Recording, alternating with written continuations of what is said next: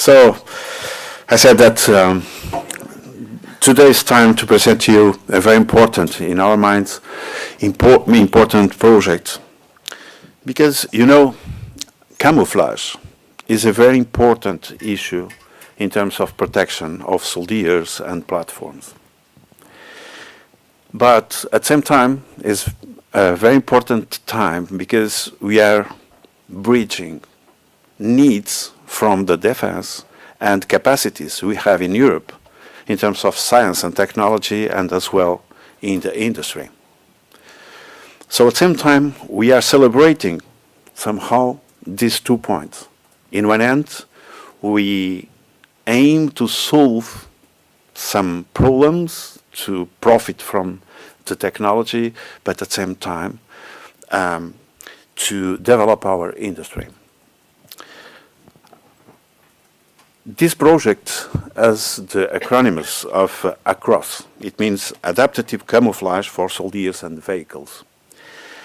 This is a project that joined several countries in Europe using known technologies, but as well developing new technologies to join in a unique solutions for the future.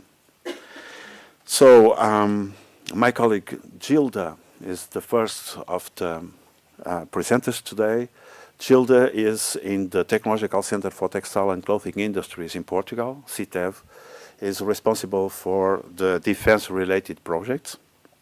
And Gilda is graduated in textile engineering, but the track record is huge in terms of participation in projects related to defense, as well related to protection, PPEs and this kind of products. The second participation from Martin USR, master degree in military and strategic leadership at Estonian Military Academy and US Army Special Forces qualification course. As project officer in the European Commission, DG DEFIS, he has the main role to be a representative of the Commission for the industry consortiums and their project managers, defense innovation and development projects coordinator, and so and so and so. This is really a facilitator to reach good results in partnership with industry and science and technology operators. The third one, Paulo Rodrigues, is Lieutenant Colonel, graduated in artillery at the Portuguese Military Academy, as a master in international relations, especially defense and security. He also attended various military career development courses, including the General Staff course. The relationship at this moment with the innovation operators is huge, as he has the responsibility exactly to develop the innovation inside the military forces and the collaboration with the civilian organizations collaborating in this team as well. So, but what is a cross project? For this, I will invite my colleague Gilda Santos to present the aim of the project and the main activities and results we expect to this project in the near future. Please, Gilda, take the floor.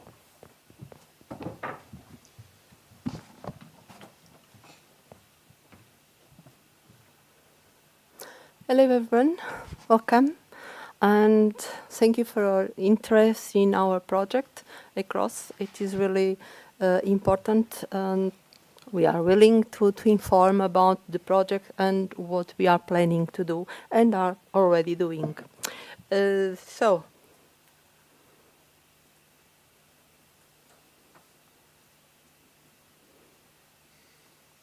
Okay. Some support. We think it is better for all of you to have some image about what we are saying and talking about. So, first of all, the consortium.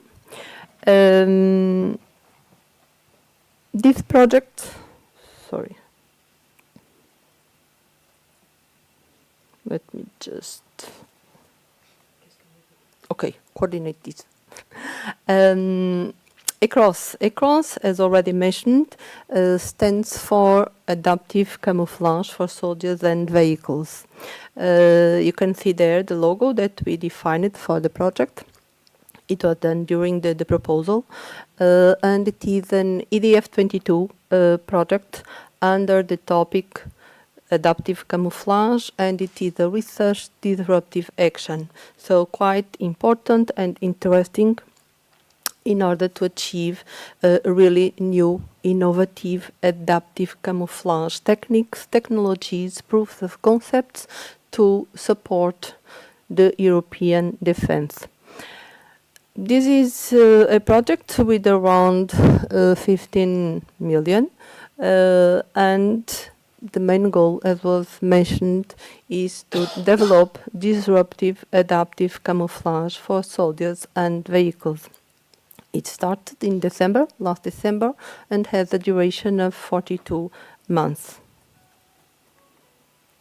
Concerning the consortium, fortunately, we were able to build a strong and, I would say, unique consortium that intends really to develop and to achieve the goals. We have 19 entities from 9 countries. So, starting from Greece, we have an RTO, named Force.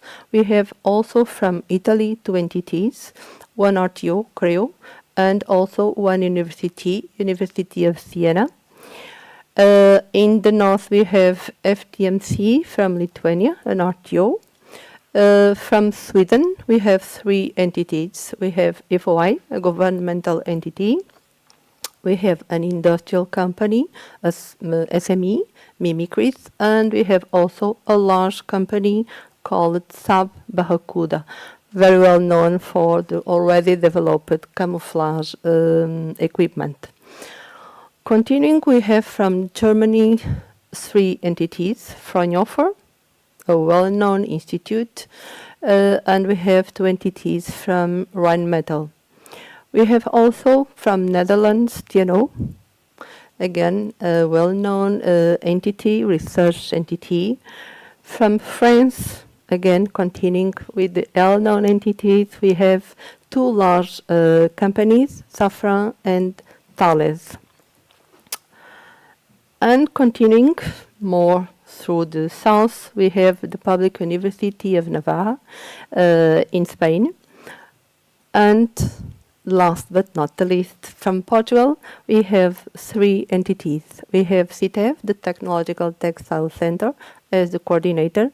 We have CENTI, the Centre for Nanotechnology and Smart Advanced Materials.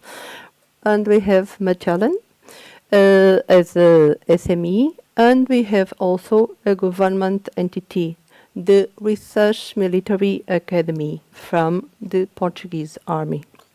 So that's the entire consortium, and we believe that we gathered all the competencies and experience that will be able to achieve the goals. And what are the goals? What we intend to do within a CROSS project?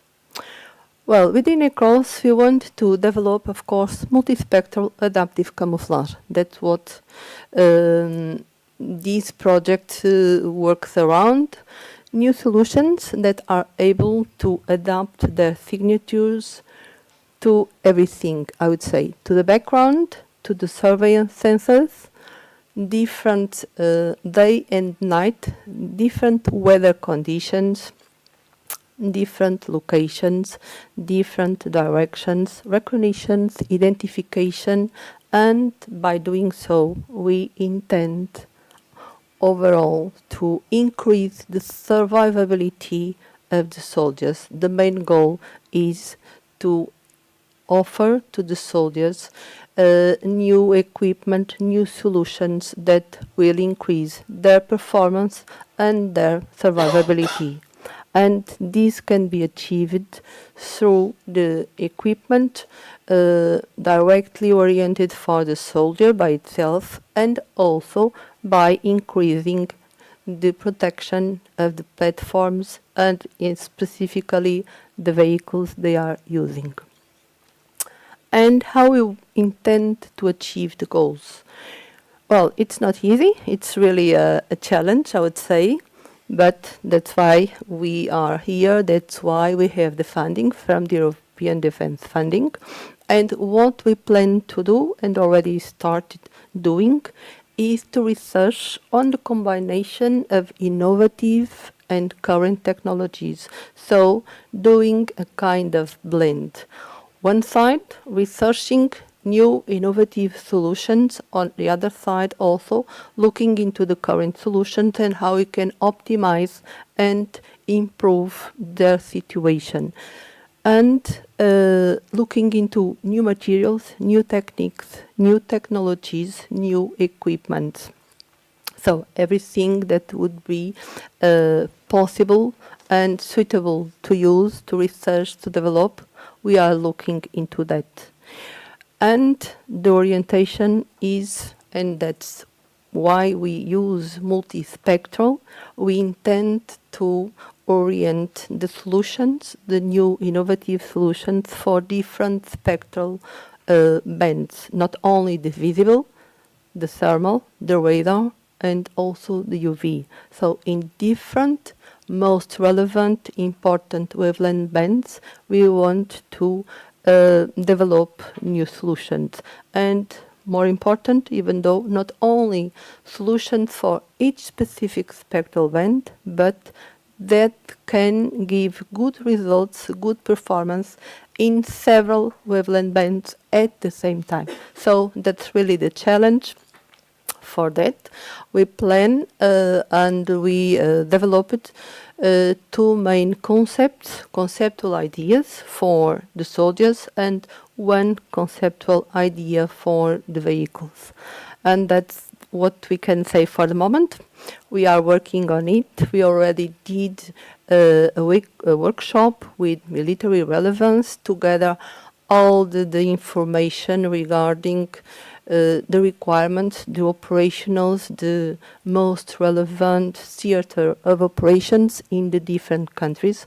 And that was done with the contribution of military experts from the 9 countries that are involved in this project. So I would thank you for your attention, and I'm able to answer any question that may arise. Thank you. Thank you very much, Silvia. So, time to hear from you, because you are responsible to support the EDF projects. So, maybe an overview about the integration of this across project in all the projects are going on. Is it very important to understand exactly what we are doing in European Union at this level? Mm-hmm. Thank you very much, and thank you very much for the introduction, and good welcome from my side. I'm Martin Esaar. I'm one of the project officers at DG Defis. DG Defis is the defense and space, and the European Defence Fund is exactly the main initiative that we are taking care of. So we are the project officers, legal officers, financial officers who are actually looking into details of what is being done with the EU money. And the current European Defence Fund is going from 2021 until 2028, and we are investing altogether about 8 billion euros.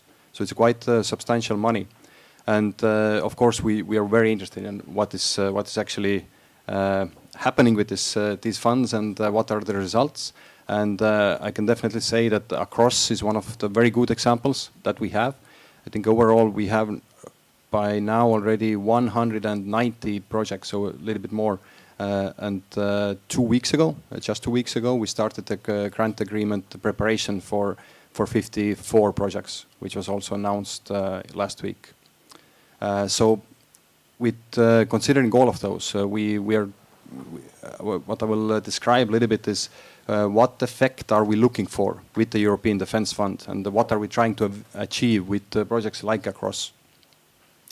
And one of these things is definitely how to boost the collaborative defense research and development.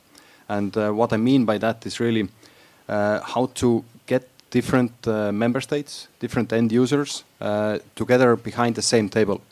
So one of the key things that we are doing as project officers, we actually have a chance to go in each of those countries, to visit the projects and to see their not only reports, but also the prototypes, to see the results, what they've been doing. And many times actually what I'm seeing in there, of course the results itself are very good, but what we are seeing is the member states are actually talking with each other. And the industry is behind the same table and they're discussing the same problems. They're trying to solve the problems that EU military forces have. And this is the key actually. We are right now in the interim evaluations of the European Defence Fund, and we have heard this over and over and again in those discussions how valuable it has been. Really, we are funding them or co-funding the projects, but actually the value is coming from the member state side and coming from the industry side, and Across with 19 beneficiaries and 9 countries is an excellent example of this also. Second part I would like to stop on is the research, meaning that we are doing research and development. About 30%, or 1/3 of the overall 8 billion is going for research, meaning that we don't always know exactly the results. And with Across also, being a research project, it's completely acceptable that not every test will be fully successful. And if we would know exactly the answer, we would not call it research, it's something else. So this is very important that the European Defence Fund is actually looking at the longer picture. We don't need all the results right now, today. Of course, there are lots of needs already right now, today and tomorrow in Europe, but we also have to look ahead. We have to plan ahead and we have to invest into research, and I think Across is doing a great job in accomplishing this mission. Third point I would like to stop on is the capability that these kind of projects bring to Europe is that we can actually do all of that inside Europe. The supply chains, the knowledge, everything will stay in Europe. Because if I look at the whole world, we are in quite many aspects, we are depending on some other countries, some third parties. Is it US? Is it someone from Asia? But we have to be able to do all of these things also in Europe. So again, Across and many similar projects that we have, they are specialists in their area and they're trying to figure out how to do it fully in Europe. So this is one of the key also, key factors with new projects that are starting, the fact that we are actually looking into this in a lot of details. And lastly, the strategic autonomy that supports the supply chains is not only that we will have the supply chains and knowledge in here, but also the production, also the next steps which comes after the research.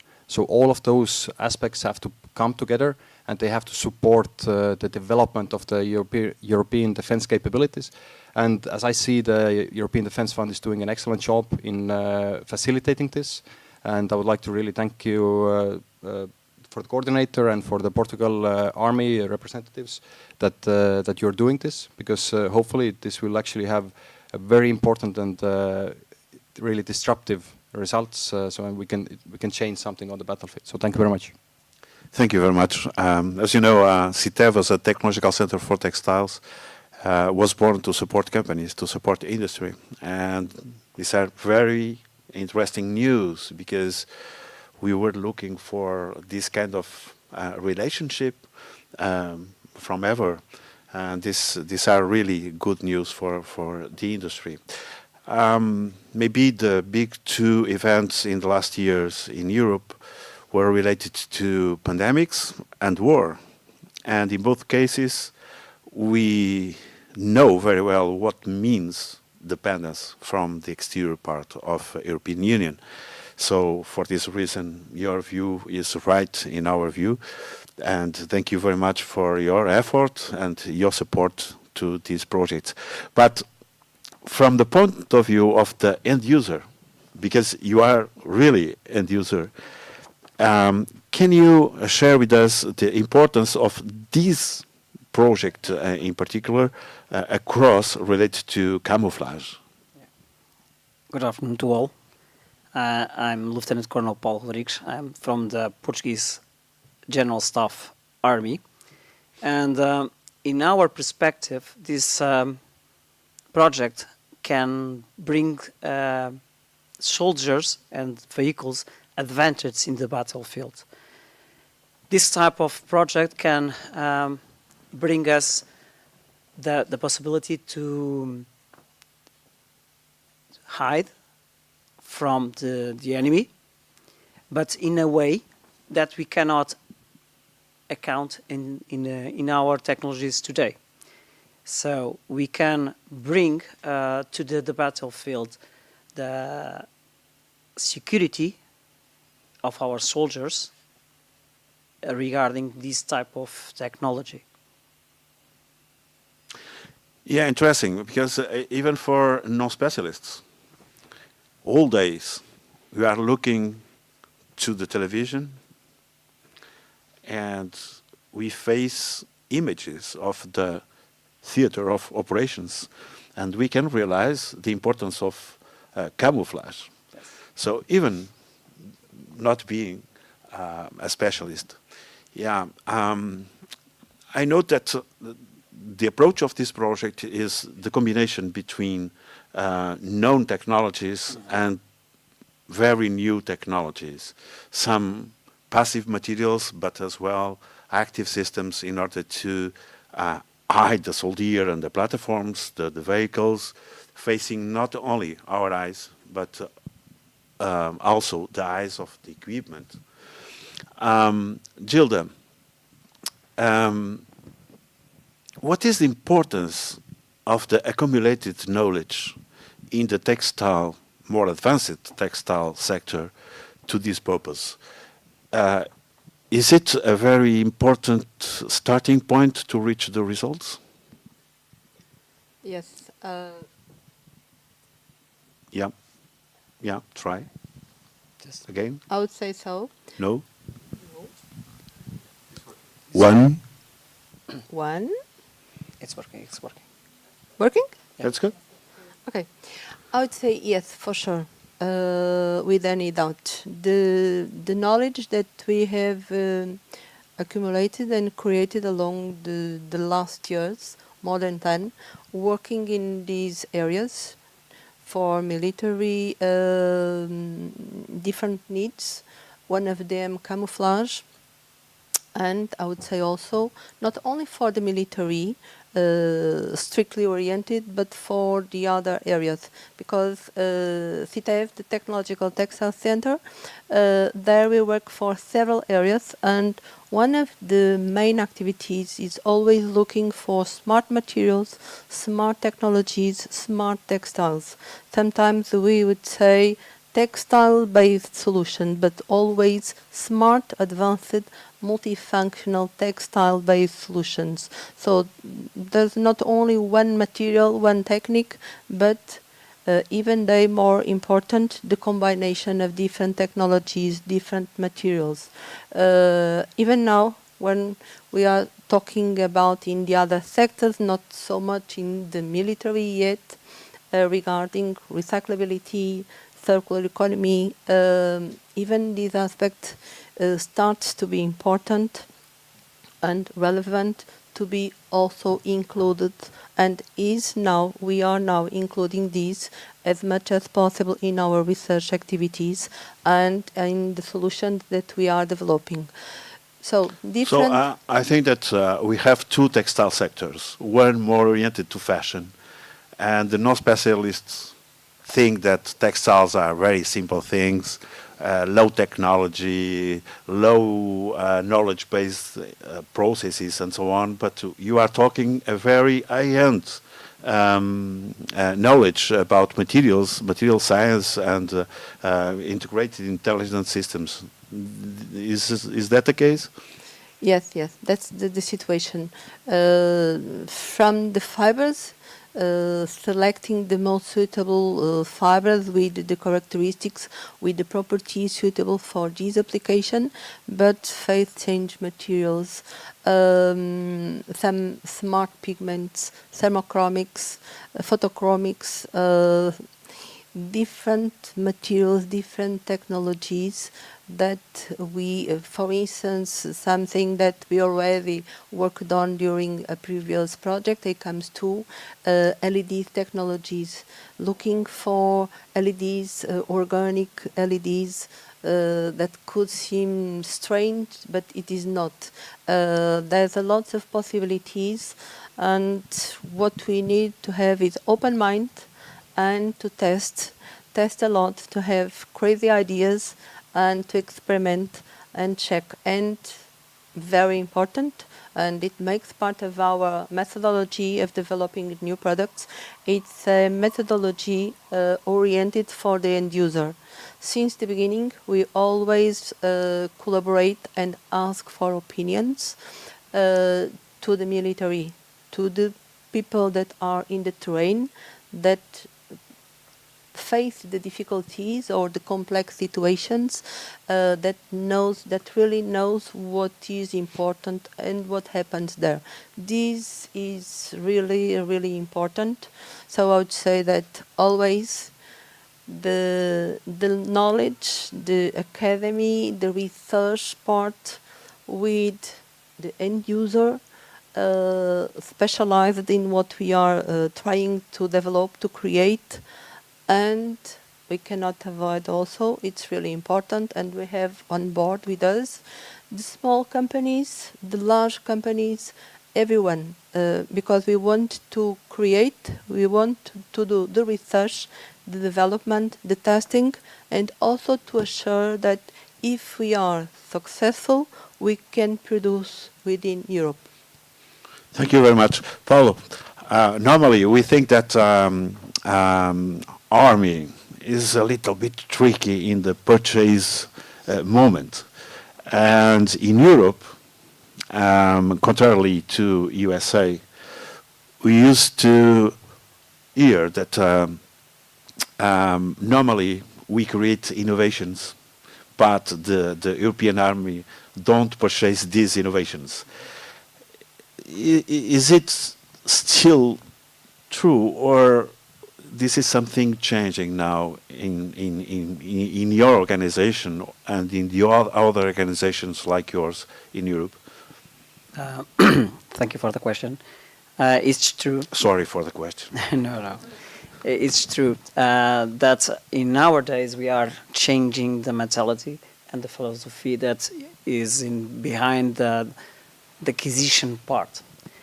We are, I think, all European countries are now facing innovation and thinking on the depending on the non-European countries are bringing about technology and non-technology assets.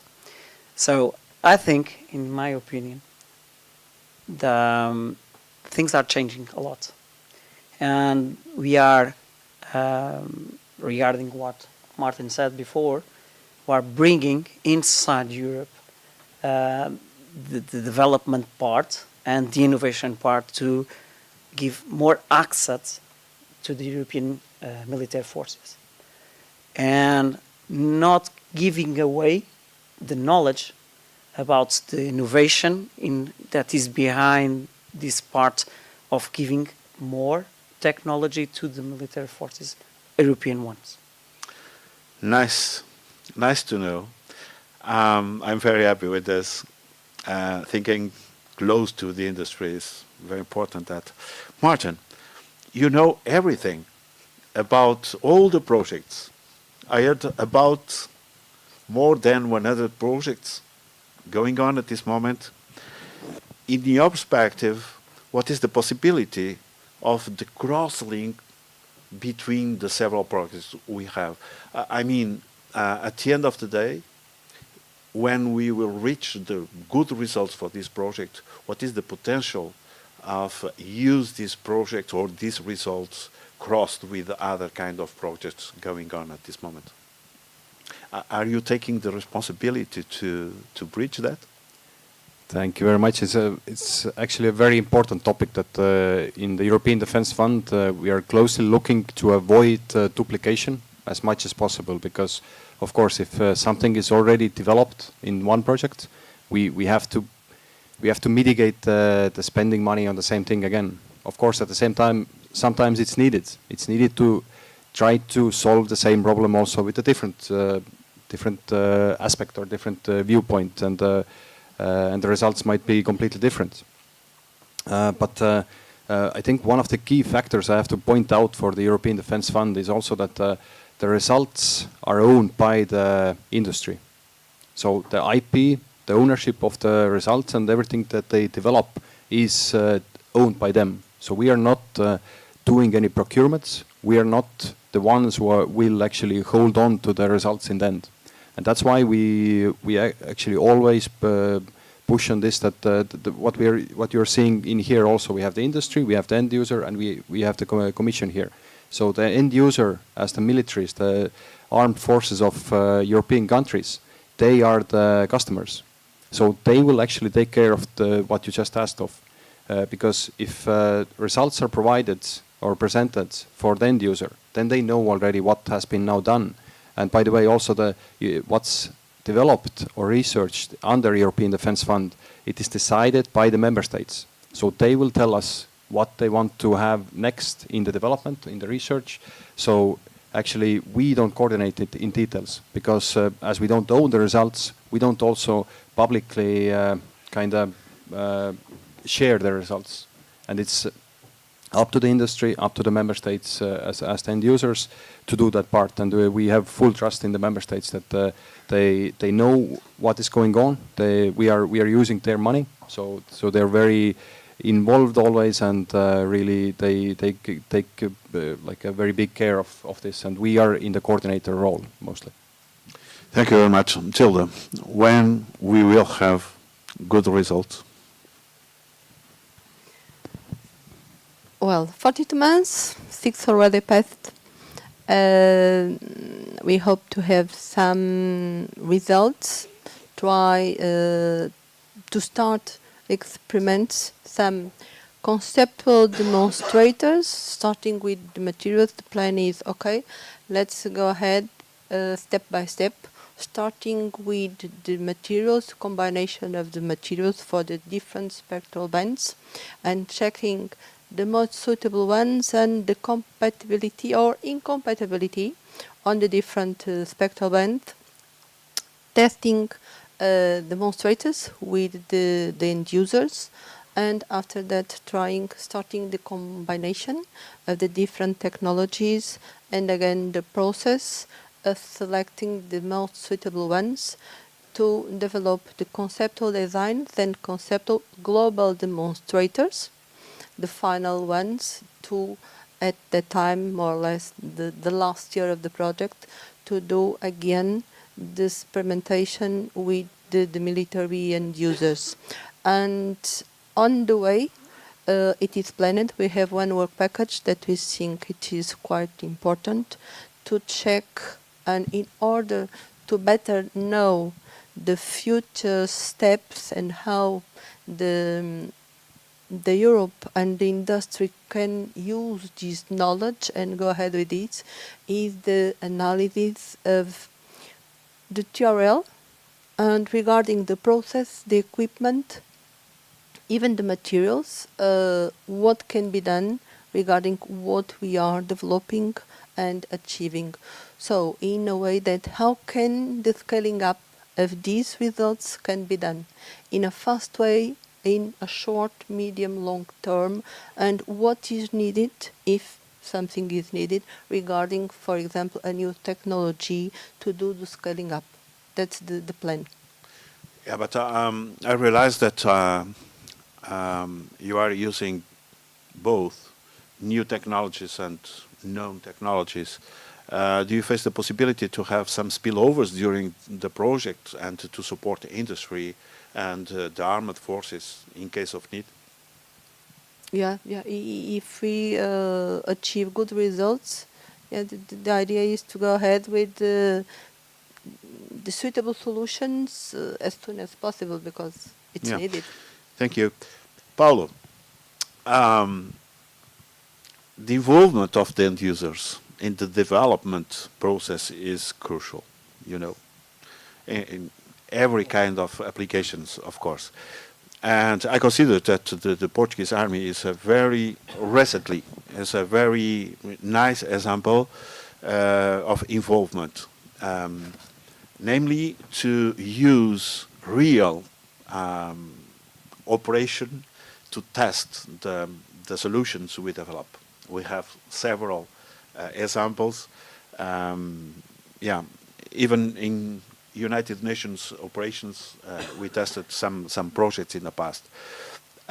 This is new in the Portuguese army. Do you have orientations in order to be more collaborative with the industry? Are you as well interested to develop a defense industry in our country?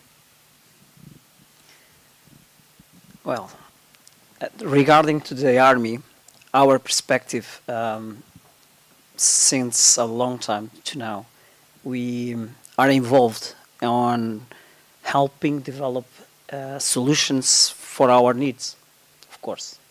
So, and you'd give a few examples on that. And at the same time, we are committed to help the military industry in Portugal, providing knowledge of operational requirements or scenarios. We are always in with that. Regarding and test and experimentation, we have now developed one experimentation center. It's called Centex, that brings the ability to share with the industry the possibility to experimentation, to test the solutions for what we do need, of course, our needs. At the same time, giving the proximity of the real scenarios there. So, in resume, I can say we are committed to continue to collaborate with the industry and the technological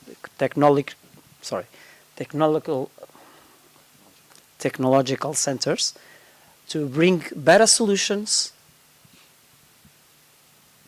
to this kind of issues that we are facing, especially regarding the international context we are living in.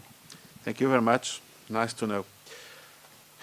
Martin, we are living a very special context now with war in Europe. In your opinion, we will have more intense investment on research and development for defense. Can you share with us some ideas about the near future? Yes, thank you very much. It's a very important topic of what will be next. And as I said, we have right now funding in the European Defence Fund until 2027. So every year we are investing about 1 billion, and this is the plan for the next 3 years. So what will happen from 28 until 35? Most likely we will find out in the end of this year. So right now I don't know any details at all of this, but I'm sure the discussions will start soon after the elections and so on. So I think in the end of the year we hopefully will have more information already. Thank you very much. I think that's time for questions from the audience.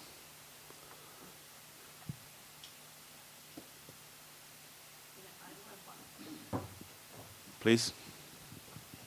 You have one? Okay, can I go first? Yes, Ana Ribeiro from Magellan, and I would like to address this question to Martin Esaar. because we have been hearing about research and development. So how is the European Defence Fund intend to push the most promising solutions of ACROSS and other similar projects to the market? Can we expect other funds more related with the high TRL solutions? Thank you. Thank you very much. It is indeed a very important question of what will be next if a research project is successful. So how can we get to the development, prototypes, actual TRL 8 and 9? But you are asking it from a wrong person. You actually have to look at the member states. Because as I mentioned, member states decide what is the content of the European Defence Fund. So always we support as needed. We coordinate the budget. We kind of try to make it that all the important topics get the funding that is needed for them. But there's always a choice to be made. So as I said, this year from EDF 23, 54 topics were picked. Right now we are discussing what will be the call text of the details of next year topics. And also in the multi-annual perspective, we are already discussing what will be the topics in the 26. But all of those discussions are done by the member states. So member states come together and they discuss. And if anyone has a very good idea of what should be there, go to your Ministry of Defense. They have representatives here, and if they see that ACROSS has promising results, they will definitely push them in to the next phase and already to development. Thank you very much. Another question, please. Could I maybe just ask maybe Paolo, as a military man or with a military background, could you just briefly try and sort of share with us, as for myself, as obviously very much a non-expert in a room of non-experts, or maybe I imagine so, the importance of camouflage. What to a soldier, to someone in the battlefield, as you refer to, what does this matter? How important, how vital is this? The technology moves on in this way, and at the moment, what is the I mean, I have no idea. We just see these wars taking place through the prism of our television screens mostly, and I don't never think of camouflage or things like that. I mean, what stage are we at the moment with, say, camouflage? What's and certain equipment like this, both for the soldier, the individual, and the vehicles, because maybe we could mention a little bit about the vehicles as well. You not really alluded to too much about vehicles. So if you could just give us a flavour, a taste from the soldier's point of view, please, if you could. And your colleague to the left of you, maybe just any little bit more of a detail, mine or more better detail maybe of the actual sort of the product you're going to try and develop and cultivate. If that's the right word, not cultivate, but develop the material, the camouflaged solution, as you call it, for the soldier and the vehicle. Thank you. Thank you very much for the question. Paolo. Okay. If I understand correctly your question, I'll try to answer it. Sorry, Paolo. Maybe some examples to illustrate. I will do that. I will start explaining one thing. This kind of project, well, first of all, camouflage. What advantages can bring this to the soldier or the vehicle into terrain? I have to highlight this. The enemy will look for at least units or vehicles because they are facing the enemy that side. What I want to say is, for example, if I have a group of vehicles, like artillery, we were talking about it earlier, for the enemy is a high priority target. Because of what? Because this can damage a lot on their forces. So if I can camouflage, and they are big guns, they are big guns. So when I have this opportunity to detect what I'm going to do that after, I will engage. I will destroy something that will destroy myself. what can bring camouflage, this kind of camouflage, to the battlefield? Can adapt, first of all, to the environment, all type of environments. This is what is needed. If I am in the forest, adapt to the green lines, but at the same time we have radars. UAVs in our days are common. Satellites. They are always looking for intel. And what is the main goal of that intel? Is the target.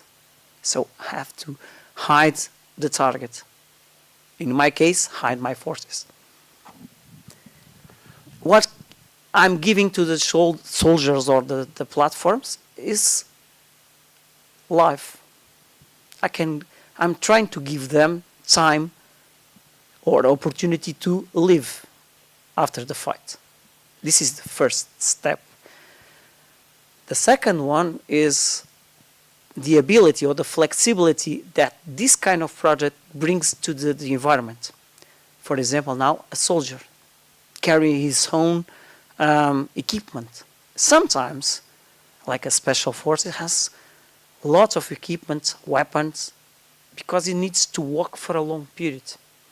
I need to give him the ability to change his form, his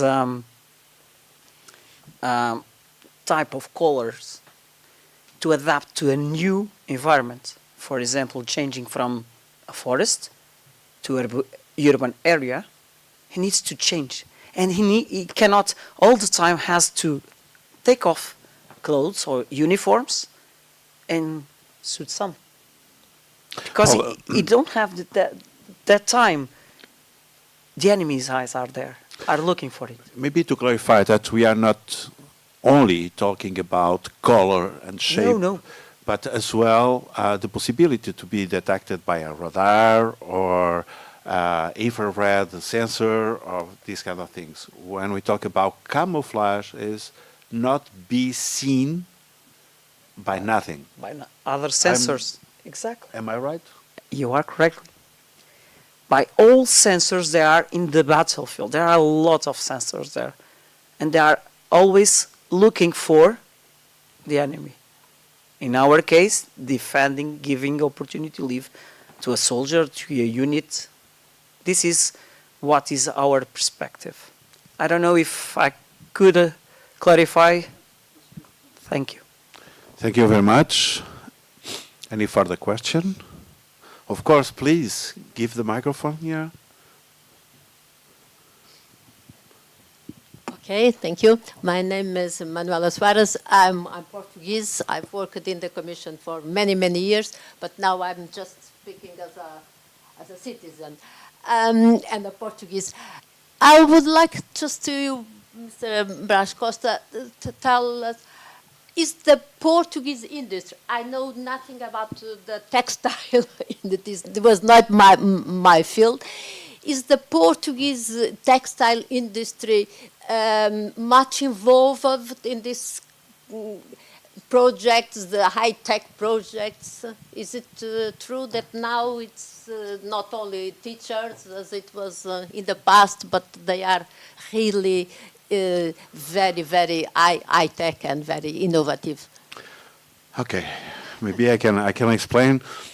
As you know, in the last decades, the Portuguese textile industry faced some crises, some difficulties, and the only way to maintain textile sector in Europe, everywhere in Europe, in European Union, is to face big challenges in all kinds of products. First of all, fashion. Portugal is specialized in flexibility, quick response, and more recently in sustainability. So for the first time we can say that Portugal is in the cutting edge of the technology facing the sustainability. And this is mandatory for us. Without this, it is impossible to maintain operation in Europe, for sure. The second point to run out from the competition area with some countries in Asia, in the starting of 2000 years, the industry started to face technical textiles. At this moment, we consider that more than 30% of the exports from Portugal are related to technical textiles. Automotive industry first. The second one, sports and protection. The third one, medical devices. And more, defense and space technologies. Why? Because, you know, nowadays a plane, aircraft, is not no more made with aluminum. It's made by reinforced textiles. So we are talking about this kind of textiles that we can consider advanced materials. So, for instance, in terms of automotive industry, the most part of the companies, textile companies in Portugal, are supplying the high-end brands, like nothing, like I cannot say, but you understand. This is at the same time a big challenge, but this is a good opportunity. So for this reason, nowadays we can say that the textile sector in Portugal has two arms. The first one related to the more complex fashion, luxury. Luxury is moving to Portugal now. And the other end, you have the applications, high-end applications of advanced materials.